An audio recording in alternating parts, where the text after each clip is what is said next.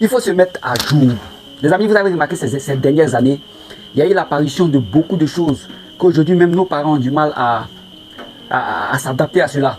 Il y a eu l'apparition du téléphone. Après le téléphone, il y a eu l'apparition de l'internet. Après l'internet, il y a eu l'apparition de plein de trucs. Et aujourd'hui, l'internet est comparé au nombril du monde.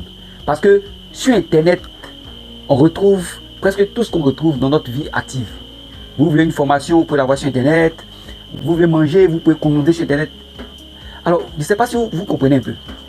Il y a des gens qui sont toujours cloîtrés dans les anciennes choses.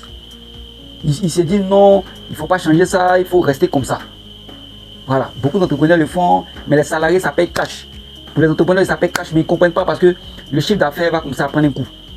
Voilà, donc beaucoup de personnes restent dans les anciennes méthodes. Mais qu'est-ce qui t'empêche de pouvoir utiliser les nouvelles méthodes? Qu'est-ce qui t'empêche?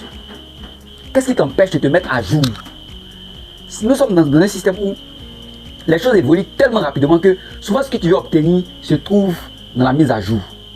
Il y a des gens qui voulaient être millionnaires, qui voulaient même atteindre le milliard, mais qui ont pu atteindre le milliard juste parce qu'ils ont commencé à utiliser Internet.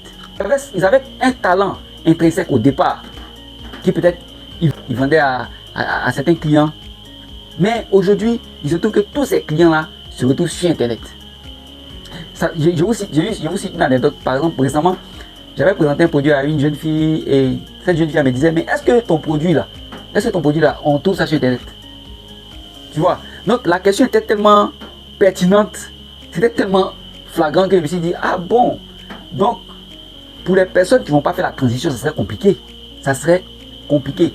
Ça ne suggère pas que on dit qu'il faut laisser carrément les anciennes méthodes, tout ça. Mais aux anciennes méthodes, il faut compléter les nouvelles méthodes. Il faut se mettre à jour. Parce que si on ne se met pas à jour, on va rester en retard. Et si tu es dans cette condition-là, où tu as du mal à passer d'une étape à une autre, c'est-à-dire que quand on dit, ah, les choses ont changé et que les choses sont orientées de la gauche, toi, tu as du mal à aller vers la gauche. Il faut commencer à te revoir. Il faut commencer à améliorer tes capacités à faire une transition. Ça aussi, ça peut faire partie d'une formation. Hein.